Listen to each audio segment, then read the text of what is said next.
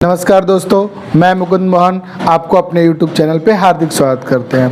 दोस्तों, आज हम आधुनिक भारत के बारे में थोड़ा डिटेल से चर्चा करेंगे, जो आपको उम्मीद है कि काफ़ी बेहतर समझ में आएगा। तो चलिए स्टार्ट करते हैं हम आधुनिक भारत। इसमें क्या है कि आजकल जो ट्रेंड चला हुआ है, सबसे ज़्यादा क्वेश्चन जो पूछा जाता है वो आधुनिक भारत से पूछा जा रहा है। तो हम इस बातों को थोड़ा ध्यान में रखेंगे, माइंड में रखेंगे। जो हमें कोई भी एग्जाम हो, किसी भी टाइप का एग्जाम हो, ये इससे क्वेश्चन आना तय है। तो पहले का हमारा जो टॉपिक में है कि यूरोपीय व्यापारियों कंपनियों का आगमन क्रम, मतलब सबसे पहले कौन आए हमारे यहाँ। आपको पता है कि सबसे पहले आए थे पुर्तगाली। सबसे पहले कौन आए थे? पुर्तगाली। कब आए थे ये? 1498 में। 1498 में ये आए थे। तो ये पहुँचे थे कहाँ पे? ये पहुँचे थे काली कट तट पे। चलिए उसका हम डिटेल में अभी आपको बताएंगे। फिलहाल अब याद कीजिएगा, डच किसको कहते हैं? हॉलैंड को। ये आए थे 1605 ईस्वी में। उसके बाद ब्रिटिश कह लीजिए, अंग्रेज कह लीजिए या इंग्लैंड कह लीजिए, ये आए थे 1608 में।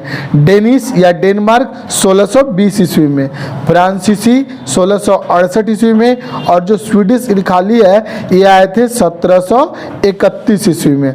यानी यूरोपीय व्यापारियों का जो आगमन का क्रम है, सबसे पहले हमारे पास आए पुर्तगाली, फिर डच, फिर ब्रिटिश, अंग्रेज, फिर डेनमार्क, फिर फ्रांसीसी, फिर स्वीडन। चलिए अब इसमें एक लिखा गया है कि सबसे पहले आए कौन थे। तो सबसे पहले आए थे हमारे पुर्तगाली 1498 में। और सबसे पीछे गए भी कौन?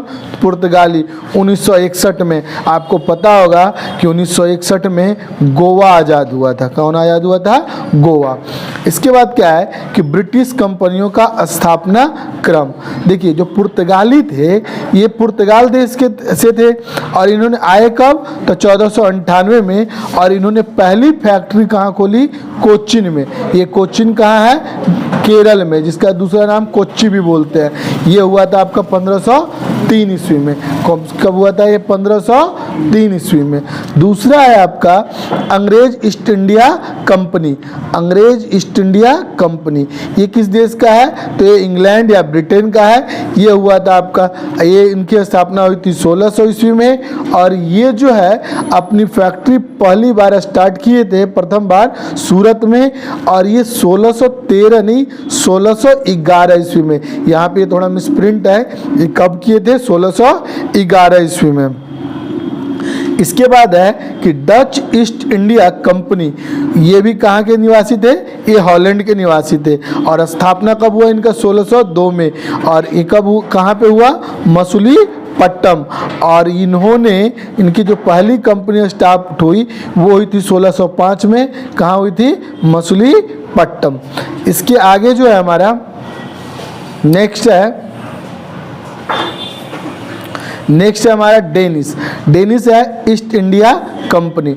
डेनिश कहाँ है? East India company. यह है आपका डेनमार्क का। यह स्थापना हुआ था, ये आए 1616 ईस्वी में। और ये कहाँ के थे? पहली कंपनी उन्होंने स्टार्ट किया था त्रावणकोर 1620 ईस्वी में। और जो फ्रांसीसी ईस्ट इंडिया कंपनी थी, ये कौन से देश से थी? तो फ्रांस से थी। और इनका जो स्थापना कब हुआ? 1664 ईस्वी में। और पहली कंपनी इन्होंने भी सूरत में ही खोला और 1668 ईस्वी में खोला। और जो स्वीडिश है, ये स्वीडन के थे 1731 ईस्वी में। और इन्होंने चीन में अपना केंद्र बनाया। तो सबसे पहले जो लोग आए वो आए हमारे यहाँ कौन लोग? पुर्तगाली लोग। कौन से आए लोग? पुर्तगाली लोग। तो अब पुर्तगालियों के बारे में हम आपको थोड़ा डिटेल से बताएंगे कि सर्वप्रथम पुर्तगाली जो आया था वो आया था वास्को डिगामा, जिसको हम लोग कहते हैं कि भारत की खोज की, जबकि ये भारत आने का रास्ता का खोज किया था। तो सबसे पहला जो है पुर्तगाली कौन था? Vasco da Gama. ये कहाँ से आया था भाई? तो एक गुजरात का एक पथ प्रदर्शक था, मतलब रास्ता दिखाने वाला। उसका नाम था क्या? अब्दुल मनीद। किसके? अब्दुल मजीद ने इनको 90 दिन में, कितने दिनों में?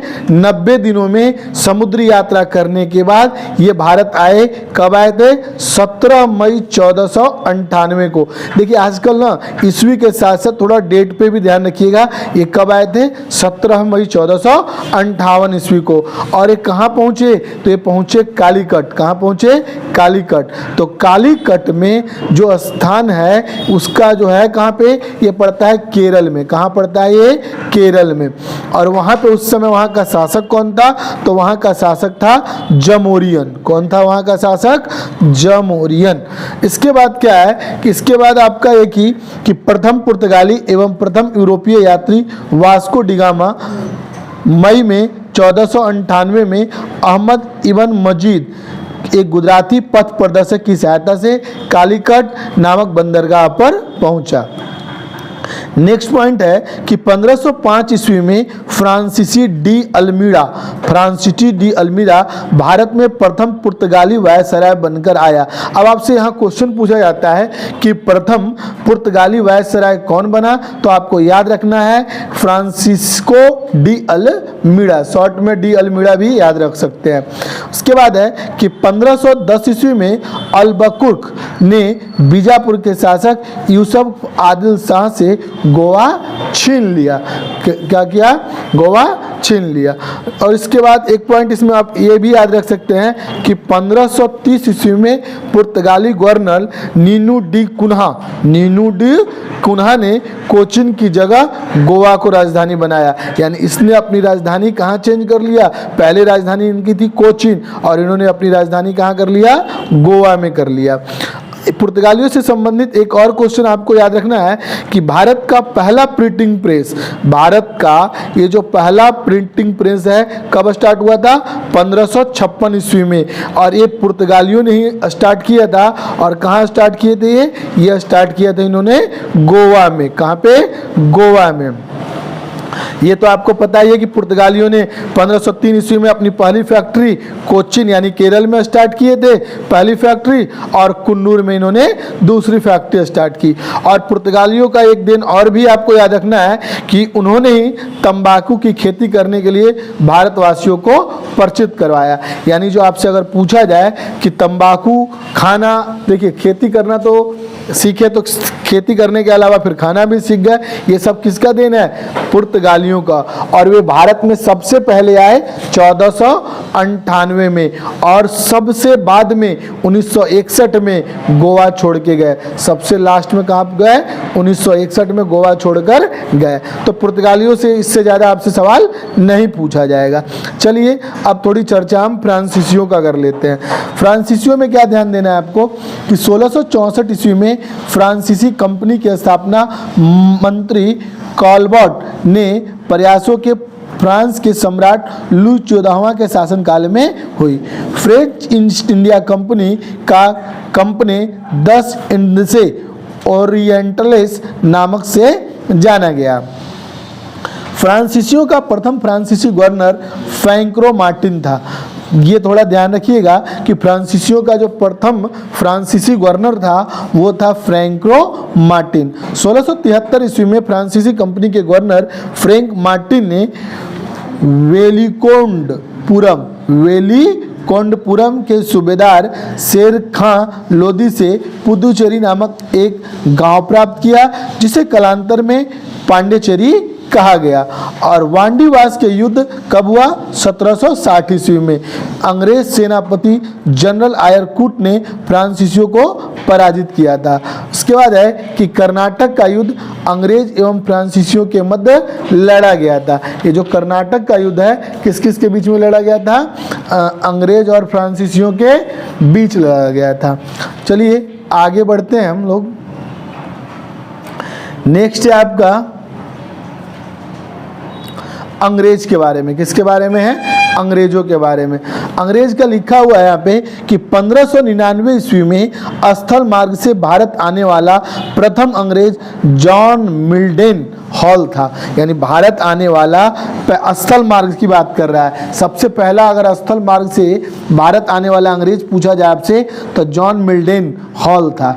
31 दिसंबर 1600 ईस्वी में ब्रिटेन की महारानी एलिजाबेथ प्रथम ने the governor and company of merchant of London training into the east Indies को पूर्व से व्यापार हेतु 15 वर्षों के लिए व्यापारिक अधिकार प्रदान किया और 1609 ईस्वी में जेम्स प्रथम ने इसे अनिश्चित काल के लिए बढ़ा दिया। यानी ये जो अंग्रेज लोग थे सबसे पहले वो इंडिया में आए थे हमारे यहाँ व्यापार करने के लिए, और स्टार्टिंग में ये थोड़े थोड़े समय के लिए यहाँ पे अपने व्यापार को बढ़ाते गए, फिर 1609 ईस्वी में जेम्स जो आया वो अनिश्चित काल तक बढ़ा दिया। 1608 ईस्वी में ब्रिटेन के राजा जेम्स प्रथम के दूत के रूप में कैप्टन हॉकिंस सम्राट अकबर के नाम पत्र लेकर जहांगीर के दरबार में आगरा पहुंचा। ये पॉइंट आप विशेष करके ध्यान रखिएगा क्योंकि ये अक्सर एग्जामों में पूछा जाता है कि 1608 ईस्वी में ब्रिटेन के राजा जेम्स प्रथम के दूत बनकर कैप्टन हॉकिंस किसके दरबार में गया, तो सम्राट अकबर के नाम का पत्र लेकर किसके दरबार में गया, वो दरबार था जहांगीर का। 1615 ईस्वी में टॉम सुरो ब्रिटेन के राजदूत के रूप में जहांगीर के दरबार में पहुंचा। 1661 ईस्वी में इंग्लैंड के सम्राट चार्ल्स द्वितीय का विवाह पुर्तगाली राजकुमारी कैथरीन से हुआ और इसके फलस्वरूप चार्ल्स को बम्बई उपहार के रूप में प्राप्त हुआ। यानी 1661 में इंग्लैंड का जो सम्राट था चार्ल्स द्वितीय अपना विवाह पुर्तगाली राजकुमारी कैथरीन से हुआ और उसको उपहार में क्या मिल गया, गिफ्ट में, दहेज में, वो मिल गया आपका बम्बई, जिसको आजकल हम लोग कहते हैं मुंबई। ईस्ट इंडिया कंपनी ने 1668 ईस्वी में 10 पाउंड प्रति वर्ष के किराए पर चार्ल्स द्वितीय से बम्बई को प्राप्त किया और उन्होंने क्या किया कि 10 पाउंड प्रति वर्ष के किराए के रूप में चार्ल्स द्वितीय से प्राप्त कर लिया। इसके बाद जो आपका आता है अंग्रेज के बाद कुछ इंपॉर्टेंट पॉइंट देखिए, यहाँ पे आपको ना अंग्रेज के बाद थोड़ा डच के बारे में भी अगर आप जानना चाहते हैं तो कुछ पॉइंट मैं आपको डच के बारे में बता दूं कि डच इंडिया जो कंपनी की स्थापना हुई थी वो कब हुई थी, तो वो हुई थी 1602 ईस्वी में। कौन किया था भाई, तो पहले जो था कॉर्नेलियन हाउटमैन पहला डच यात्री था जो पहुंचा कब था, 1596 ईस्वी में भारत पहुंचा था और इन्होंने अपनी कंपनी स्टार्ट कब कर दी थी, 1602 ईस्वी में कंपनी की स्थापना की थी। और जो है डच नौसेना नायक वादर हेग ने 1605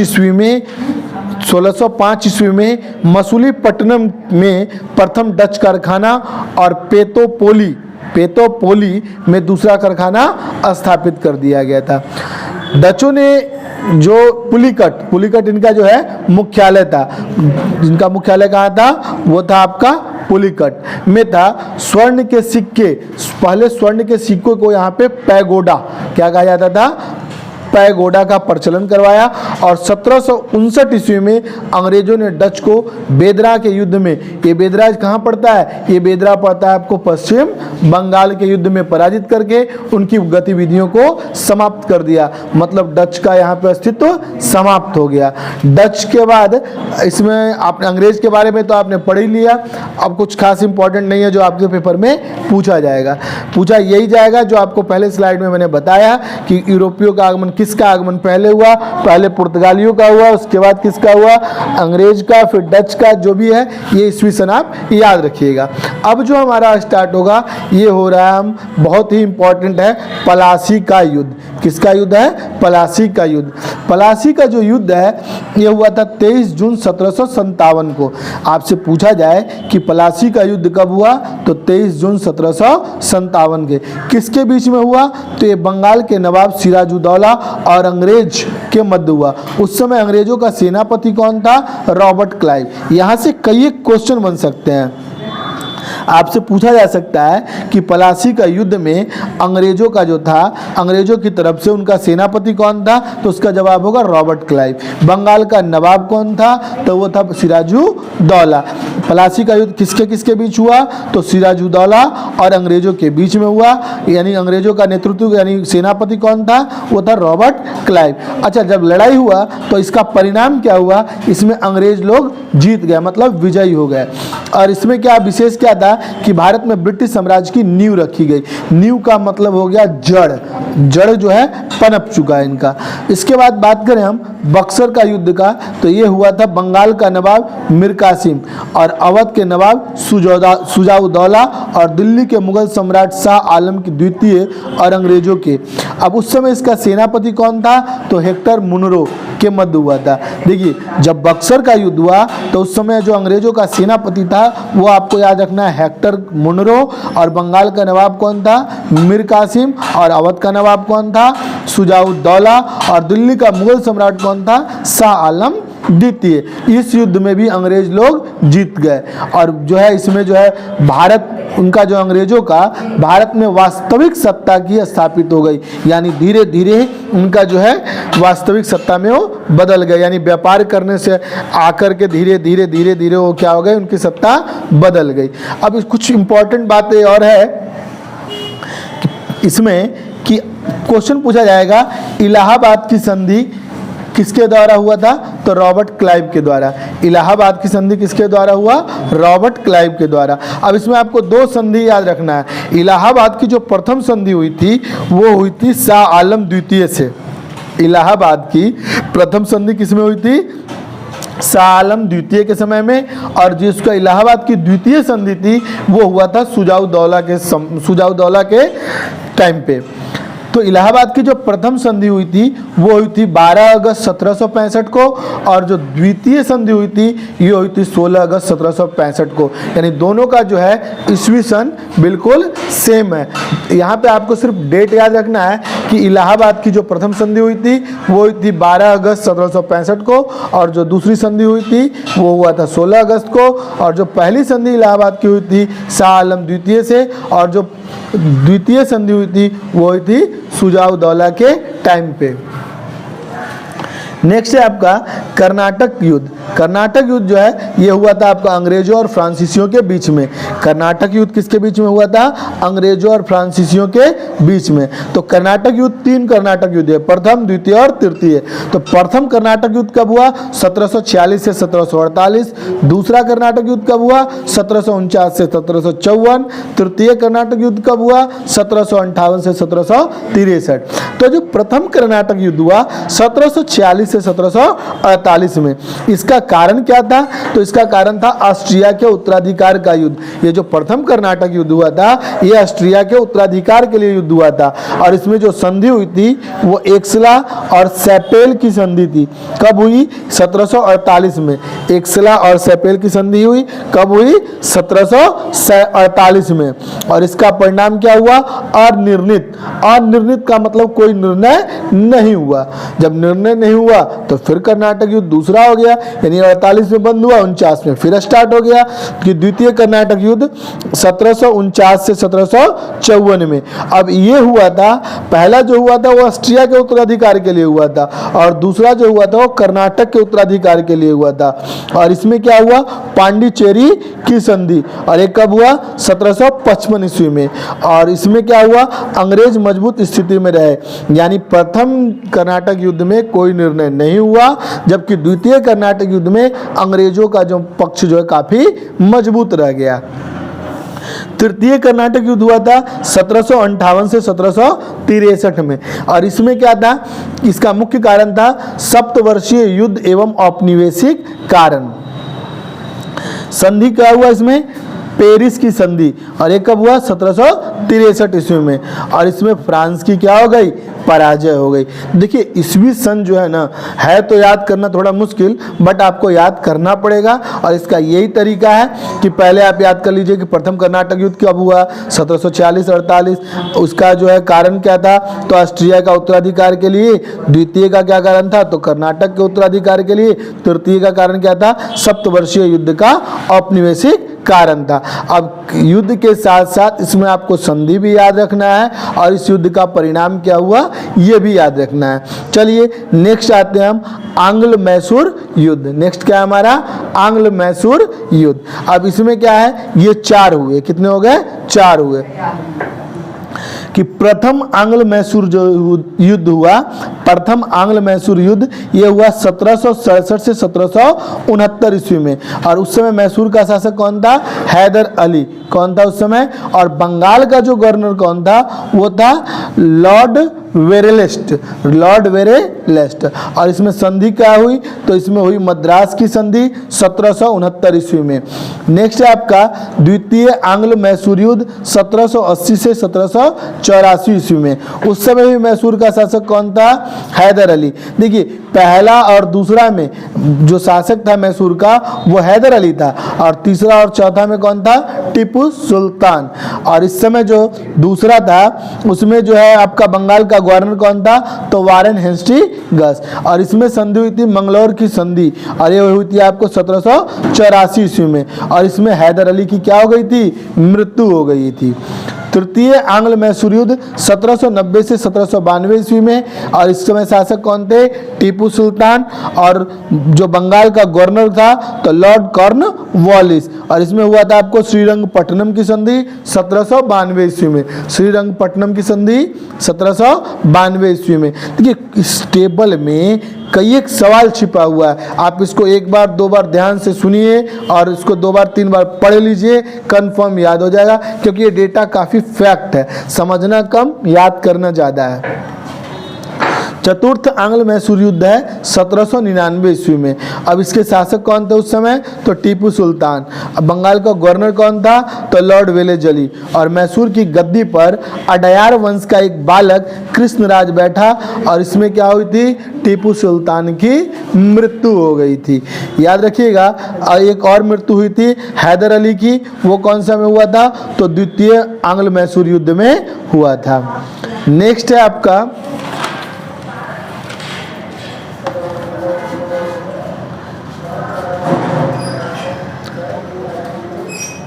आपका आंग्ल मराठा युद्ध।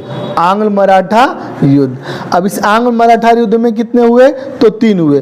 प्रथम आंग्ल मराठा युद्ध जो है ये हुआ था 1775 से 1782 में, और ये हुआ था आपका सालाबाई की संधि 1782 ईस्वी में।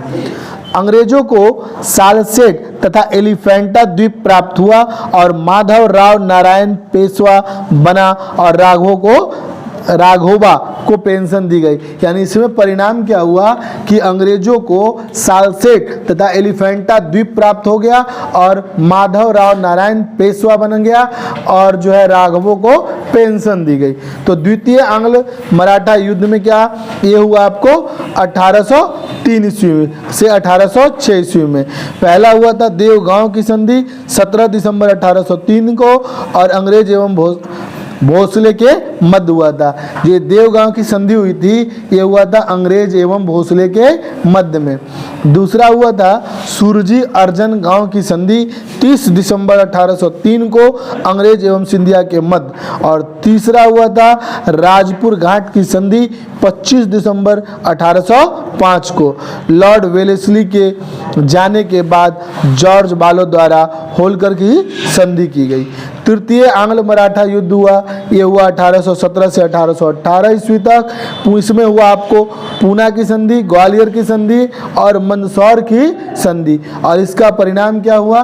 तो समस्त मराठा क्षेत्र ब्रिटिश सत्ता के अधीन हो गया, और पेशवा पद जो है हमेशा के लिए समाप्त कर दिया गया, और बाजीराव द्वितीय को पेंशन देकर बिठूर भेज दिया गया। मतलब बाजीराव को क्या किया गया? बिठूर भेज दिया गया। इसके बाद है एक और होगा आपका आंग्ल सिख युद्ध। इसके बाद क्या याद करना है आपको?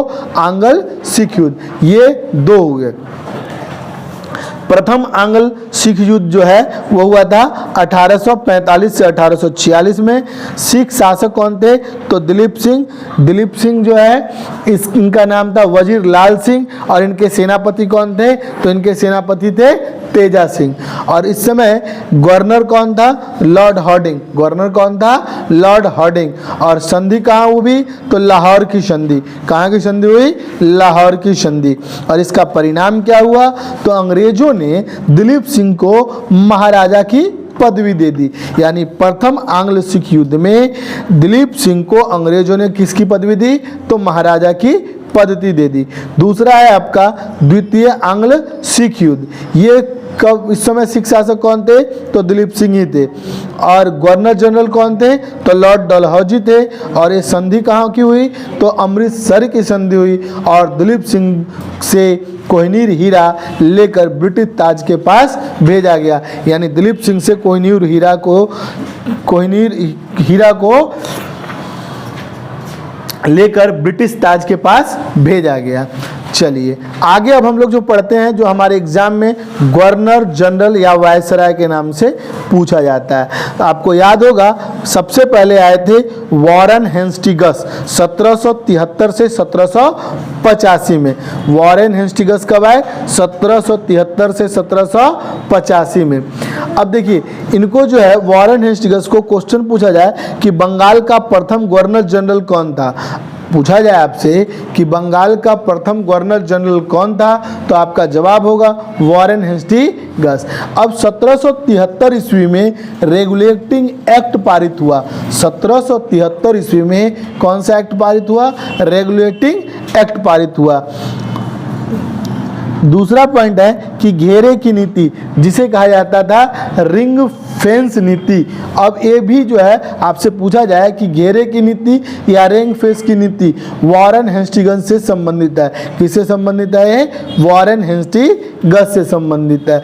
तीसरा जो पॉइंट है, कलकत्ता में सुप्रीम कोर्ट, कलकत्ता में सुप्रीम कोर्ट यानी जिसको सर्वोच्च न्यायालय की स्थापना की। यानी वॉरेन हेस्टिंग्स साहब ने कलकत्ता में क्या किया, आपको पता होगा कि पहले भारत की राजधानी कहाँ थी, कलकत्ता थी, तो वहाँ पे इन्होंने एक सुप्रीम कोर्ट सर्वोच्च न्यायालय की स्थापना की। नेक्स्ट पॉइंट है कि अभी आपने पढ़ा कि प्रथम आंग्ल मराठा युद्ध 1775 से 1782 ईस्वी में हुआ और द्वितीय मैसूर युद्ध 1780 से 84 में हुआ और सालाबाई की संधि 1782 में। और भारत में न्यायिक सेवा का जनक, भारत में अगर पूछा जाए आपसे कि न्यायिक सेवा का जनक किसको माना जाता है, तो माना जाता है वॉरेन हेस्टिंग्स को। वॉरेन हेस्टिंग्स के काल में ही कौन कौन से युद्ध हुए, तो प्रथम आंग्ल मराठा युद्ध, द्वितीय आंग्ल मैसूर युद्ध, सालाबाई की संधि। नेक्स्ट है हमारा लॉर्ड कॉर्नवालिस। नेक्स्ट क्या हमारा, लॉर्ड कॉर्नवालिस। इनका जो पीरियड काल है 1786 से 1793 ईस्वी में। इनके काल में तृतीय आंग्ल मैसूर युद्ध हुआ 1790 से 92 में और श्रीरंगापट्टम की संधि हुई 1792 में। अस्थाई बंदोबस्त का अगर आपसे पूछा जाए कि अस्थाई बंदोबस्त के जनक या स्टार्ट कौन किए, तो 1793 में लॉर्ड कॉर्नवालिस ने। 5 अक्टूबर 1805 को कॉर्नवालिस की मृत्यु गाजीपुर उत्तर प्रदेश में हुई और वहीं पर उसकी कब्र स्थित है। भारत में सिविल सेवा एवं पुलिस सेवा का जनक, अगर आपने पूछा जाए न्यायिक सेवा पूछा जाए तो किसका नाम याद रखना है, वॉरेन हेस्टिंग्स साहब का। और दूसरा अगर पूछा जाए कि भाई भारत में सिविल सेवा एवं पुलिस सेवा का जनक किसे माना जाता है, तो लॉर्ड कॉर्नवालिस को माना जाता है। नेक्स्ट है हमारा लॉर्ड वेलेस्ली। लॉर्ड वेलेस्ली 1798 से 1805। सहायक संधि की शुरुआत किया। सहायक संधि की शुरुआत किसने किया, तो सहायक संधि की शुरुआत किसने किया, 1798 में लॉर्ड वेलेस्ली ने। हैदराबाद में 1798 और 1800 ईस्वी में मैसूर और 1799 ईस्वी में तंजौर, अवध 1801 ईस्वी में और पेशवा 1802 में, भोसले 1803 में, सिंधिया 1804 में। कहने का मतलब है इनका लॉर्ड वेलेस्ली का कि सहायक संधि की शुरुआत किया। हैदराबाद 1798 और 1800 ईस्वी में, मैसूर 1799 ईस्वी में, तंजौर 1799 ईस्वी में, अवध 1801 ईस्वी में, पेशवा 1802 ईस्वी में, भोसले 1803 ईस्वी में और सिंधिया 1804 ईस्वी में। और चतुर्थ आंग्ल मैसूर युद्ध 1799 में एवं बेसिन की जो संधि है वो कब हुई, 1802 ईस्वी में। जो आपकी बसिन की संधि है वो कब हुई, 1802 ईस्वी में। द्वितीय आंग्ल मराठा युद्ध 1803 से 1805 ईस्वी में। उसके बाद एक काम और इन्होंने किया कि कलकत्ता में फोर्ट विलियम कॉलेज की स्थापना की। कलकत्ता में फोर्ट विलियम कॉलेज की स्थापना किसने की, लॉर्ड वेलेस्ली ने। लॉर्ड हेस्टिंग्स ये 1813 से 18 1823, 1813 से 1823। तृतीय आंग्ल मराठा युद्ध 1817 से 19 ईस्वी के बाद अहस्तक्षेप का नीति। अहस्तक्षेप का मतलब बिना हस्तक्षेप का, हस्तक्षेप का मतलब होता है कुछ बोलना, अहस्तक्षेप का मतलब होता है निर्विरोध। 1818 ईस्वी में पेशवा पद की समाप्ति हुई। आंग्ल नेपाल युद्ध 1814 से 1816 ईस्वी में बंबई एवं मद्रास में रैयतवाड़ी व्यवस्था को टॉमस मुनरो के द्वारा लाया किया जाना 1820 में। दोबारा सुनिएगा, लॉर्ड हेस्टिंग्स 1813 से 1823 में। तृतीय आंग्ल मराठा युद्ध हुआ 1817 से 1818 के बाद अहस्तक्षेप की नीति। 1818 में पेशवा पद की समाप्ति। आंग्ल नेपाल युद्ध हुआ 1814 से 16। बंबई एवं मद्रास में रैयतवाड़ी व्यवस्था को टॉमस मुनरो द्वारा लागू किया गया। 1820 में अवध एवं उत्तर पश्चिम राज्यों में प्रांतों में महालवाड़ी व्यवस्था लागू की गई।